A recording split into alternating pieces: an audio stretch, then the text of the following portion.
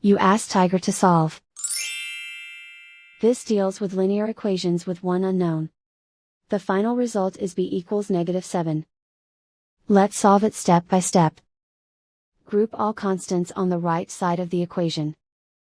Add 28 to both sides. Group like terms. Simplify the arithmetic.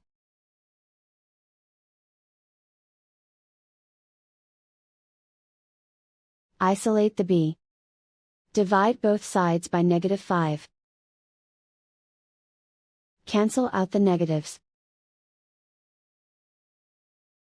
Simplify the fraction. Move the negative sign from the denominator to the numerator. Find the greatest common factor of the numerator and denominator. Factor out and cancel the greatest common factor. And so the final result is b equals -7.